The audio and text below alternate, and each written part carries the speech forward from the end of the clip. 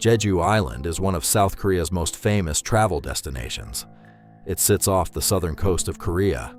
It's known for its blue ocean, beautiful landscapes, and peaceful scenery. Every year, countless people go there to rest, to travel, to get away from everything for a while. But in May of 2019, a man disappeared. At first, it looked like a simple missing person case. After all, it's unusual for an adult to suddenly stop answering calls. But it's not impossible.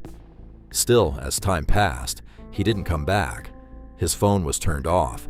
His family kept waiting, but no message came. And when police began tracing his last known movements, the case started moving in a very different direction. The missing man was the ex-husband of a woman named Koh Yu-jung. His surname was Kong. Koh and Kong had once been married, but the relationship didn't last.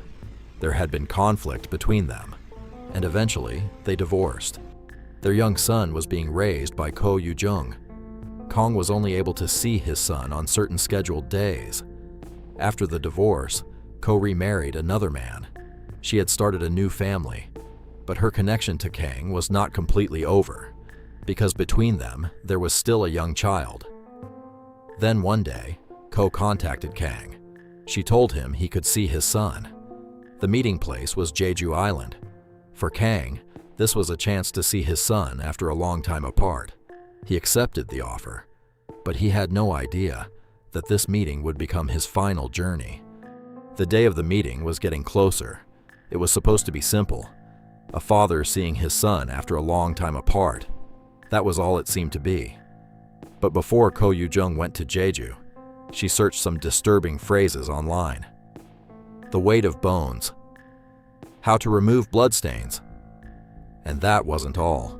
Investigators later found that Koh had visited a hospital and received a prescription for medication containing a sleeping pill ingredient. She also went to a store.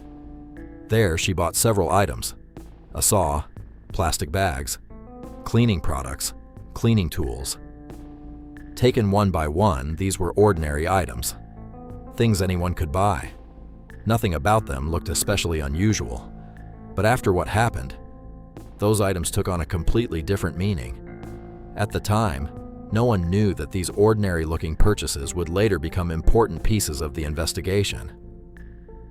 Then came May 25th, 2019, the day of the meeting. Koh Yu-jung took her son and headed to the meeting place. Kong also arrived on Jeju Island. The location was a vacation home on the island. From the outside, it looked quiet and ordinary. But that night, Kang walked into that vacation home to see his son, and he never walked out alive. That day, Kong spent time with his son for the first time in a long while, but no one knew how short that time would be. As evening came, Koh Yu-jung began preparing dinner. The meal was curry. At that moment, nothing about it seemed strange. But after the case came to light, that dinner became an important clue. Prosecutors later suggested that a sleeping pill ingredient may have been added to the curry.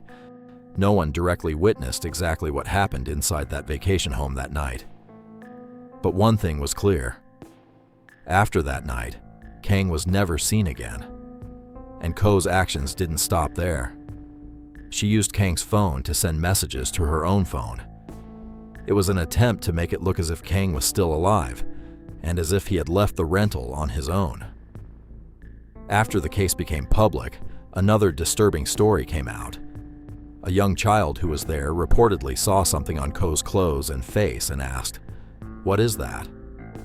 Koh allegedly answered, "Mommy is playing with paint." Not long after that, Koh left Jeju Island. It was early in the morning.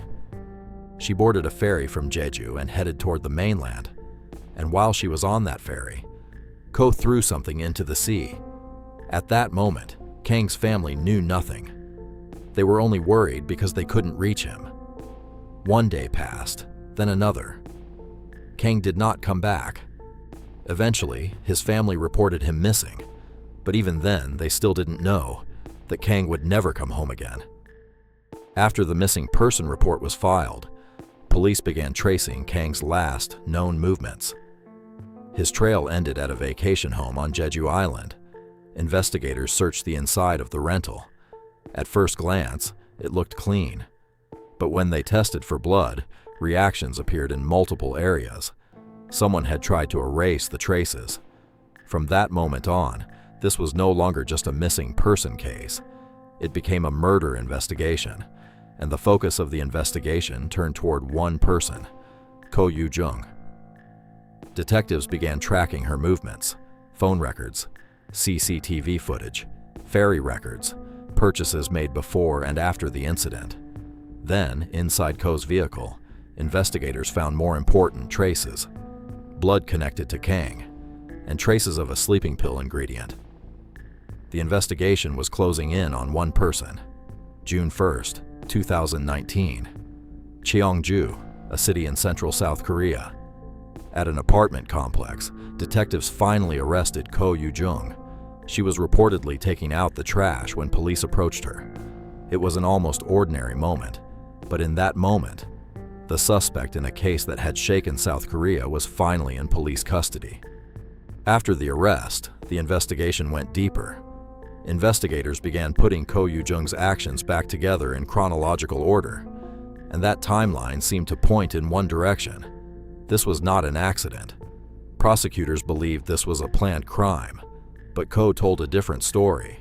From the time of her arrest through the trial, she kept making the same claim. She said Kang had tried to sexually assault her, and that what happened was the result of her resisting him. The vacation home on Jeju, the ferry heading toward the mainland, the traces left in different places. Investigators believed Koh had tried to destroy evidence after the crime. But evidence does not disappear as easily as people think.